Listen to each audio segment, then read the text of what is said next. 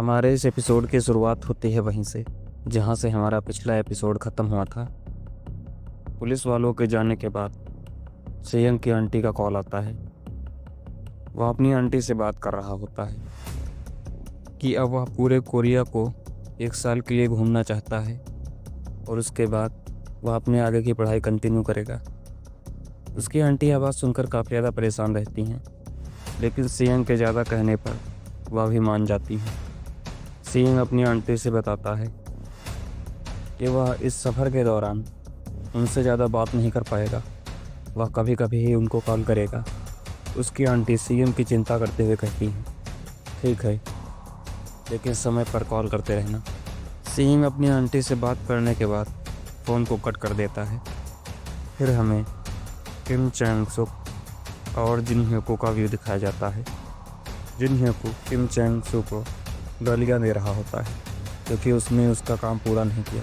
चैन उसको समझाने की कोशिश करता है कि उसके आदमी कुछ समय से मिसिंग है, लेकिन वह उनका पता लगा रहा है और जैसे ही पता चल जाएगा वह उसे बता देगा। लेकिन जिन ह्योको चैंग से बहुत ज़्यादा गुस्सा है क्योंकि अगर चैंग ने सेयंग को नहीं मारा बल्कि सुह्याकू ने अगर सेयंग को मारा तो यह उसके लिए बहुत शर्म की बात होगी। इसलिए वह चैंग से काफ़ी गुस्से में कहता है कि जल्दी से अपना काम पूरा करो क्योंकि मैं उस कमीने को सेयंग की मौत का सारा क्रेडिट नहीं देने वाला। इतना कहने के साथ वह फ़ोन को कट कर देता है। चैंग गुस्से में अपने फ़ोन को बेड पर पटकता हुआ कहता है, यह साला खुद को समझता क्या है। मैंने इससे बोला है कि जब मुझे पता चल जाएगा तो मैं इसे बता दूंगा, लेकिन इसे मेरी एक भी बात समझ में नहीं आई। पता नहीं मैं इसका क्या करूं। तभी चैंग के फ़ोन में वापस से रिंग बजती है। उसके फ़ोन पर ली सीहो का फ़ोन आ रहा होता है। वो उसे पिक करता है। चैंग कहता है, क्या है? ली कहती है, सीधन तुम्हें देखना चाहता है। ठीक है, उससे कह दो कि मैं वहाँ पर आ रहा हूँ। तभी ली कहती है, हाँ, लेकिन साथ में एक और चीज़ ले आना। और वह क्या है? फिर हमें व्यू दिखाया जाता है। चैन स्यूहन के पास पहुँच चुका है। स्यूहन कहता है, तो तुमने कंफर्म कर लिया? हाँ, कर लिया मैंने। वह सेयंग विला के रूफ टॉप वाले रूम में रहता है, लेकिन मैं तुम्हारी बात का यकीन कैसे करूं? तुम्हारे पास तो उसकी एक भी पिक्चर नहीं है। वो क्या है कि यस साले कमीने, बात तो ऐसे कर रहे हैं कि जैसे इन्हें उसके बारे में सब कुछ पता है। सीहन कहता है, सीहो, इन सभी पिक्चर और डॉक्यूमेंट को रेहो कॉरपोरेशन में भेज दो और उनसे कहो कि वह जाकर इस व्यक्ति से मिले। क्या वह खुद लेने यहाँ पर नहीं आ सकता? वह सभी प्रो हैं, वह कोई सुराग नहीं छोड़ते। हाँ, मैं जानता हूँ, लेकिन मैं इसे इतनी आसानी से नहीं ख़त्म करना चाहता। मैं उससे उन 2 सालों का बदला लूँगा जो उसकी वजह से बर्बाद हुए। तभी सुहन चैन से कहता है, जिन्हें को कह रहा था कि वह कुछ खेल खेलने वाला है। क्या तुम्हें इसका मतलब पता है? मुझे कैसे पता होगा? क्या तुम्हें सच में कुछ नहीं पता? हाँ, अगर पता होता तो मैं तुम्हें बता देता। चलो फिर तो ठीक है। सेहन, उन्होंने कहा है कि वह 1 घंटे में उस कमीने को तुम्हारे सामने ले आएंगे। क्या सच में? इतनी जल्दी? सिवहन हंसते हुए कहता है, चलो फिर इंतज़ार करते हैं। फिर हमारा व्यू जाता है सीएम की बिल्डिंग पर। 2 लोग उसकी बिल्डिंग के नीचे गाड़ी से उतरते हैं। उनमें से एक कहता है, सर, हम सीएम विला के पास पहुंच चुके हैं और अब हम अपना मिशन शुरू कर रहे हैं। इसके बाद वह दोनों सीएम के रूफ टॉप पर दरवाजे से घुसते हुए हमें दिखाए जाते हैं। उनमें से एक कहता है, केंता, जिसे हम पकड़ने जा रहे हैं वह 18 साल का एक बच्चा है, लेकिन ध्यान रहे हम इसे लाइटली नहीं ले सकते। तो क्या हम शुरू करें? तभी केंता पहले वाले व्यक्ति के ऊपर अपना हाथ रखता है। क्या हुआ? इस दरवाजे के अंदर एक जंगली जानवर है। क्या? ऐसा नहीं हो सकता। उसने शायद किसी कुत्ते या फिर बिल्ली को पाला होगा और यह तो नॉर्मल है। नहीं, मैं किसी कुत्ते या बिल्ली की बात नहीं कर रहा, मैं एक जंगली जानवर की बात कर रहा हूँ। केंता, तुम कैसी बातें कर रहे हो? यहाँ इस शहर के बीच? तुम्हें क्या लगता है कोई भेड़िया पालेगा?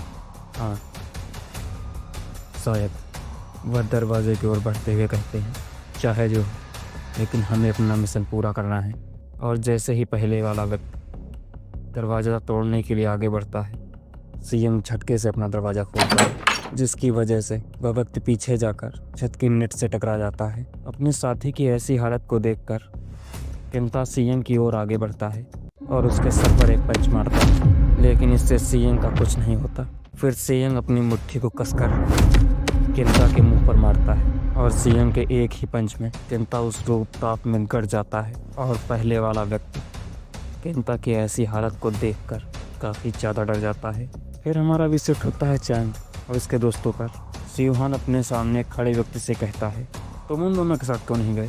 क्योंकि मुझे जाने की ज़रूरत नहीं, वह उसे अकेले ही संभालेंगे, क्योंकि वह दोनों प्रो से भी ऊपर है। तुम्हें चिंता करने की जरूरत नहीं। तभी उसके फ़ोन पर रिंग बजती है।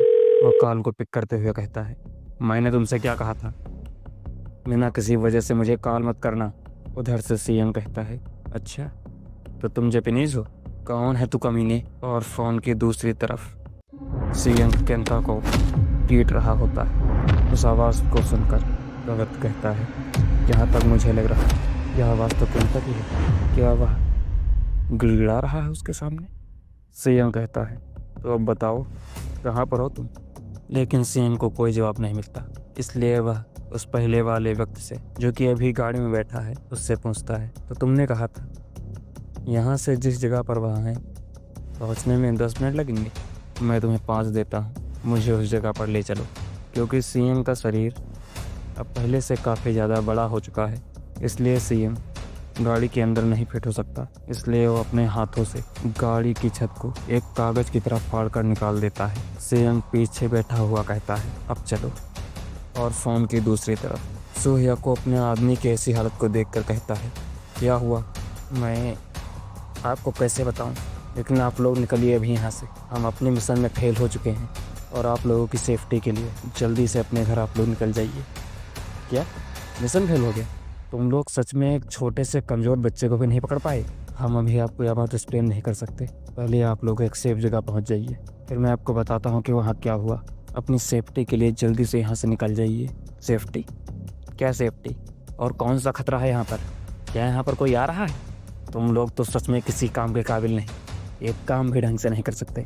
तभी बिल्डिंग के नीचे सीएम की गाड़ी रुकने की आवाज़ आती है। वह आदमी कहता है, लगता है वह यहाँ पर आ चुका है। सीएम जैसे ही गाड़ी से उतरता है, सब लोग उसकी वीडियो बनाने लगते हैं। सीएम पूछता है, तो बताओ कौन से फ्लोर पर हैं वह लोग? 8 फ्लोर सर, मुझे रास्ता दिखाओ। तभी सीएम की गाड़ी का दरवाज़ा टूट जाता है और वहाँ पर केंता की लाश पड़ी हुई होती है। यह सब देखकर जितने लोग सीएम की वीडियो बना रहे होते हैं वह डर से कांप जाते हैं। फिर हमें ऊपर के हालात दिखाए जाते हैं। सोहिया को कहता है, आखिर चल क्या रहा है? नीचे से इतनी आवाज़ क्यों आ रही है? उसका आदमी कहता है, इस बिल्डिंग में 3 जाने के रास्ते हैं और हम सभी अलग अलग रास्ते से नीचे जाएंगे। सोहिया को मन में सोच रहा होता है, पता नहीं क्या हो रहा है और कौन है जो हमारा नीचे इंतज़ार कर रहा है। नीचे जाने के सिर्फ 3 ही रास्ते हैं, अगर उसे मैं इनमें से किसी में भी मिल गया तो, लेकिन मुझे यह करना ही होगा। तो ठीक है, हम सभी खुद के बचाव के लिए अलग अलग रास्ते से जाएंगे। और यहीं पर हमारे इस एपिसोड का अंत हो जाता है। अगर आपको हमारी वीडियो पसंद आती है तो वीडियो को लाइक करें, चैनल को सब्सक्राइब करें और कमेंट करके ज़रूर बताएं आपको हमारा वीडियो कैसा लगा। अगर आप हमारे एपिसोड लगातार देखना चाहते हैं तो हमें कमेंट करें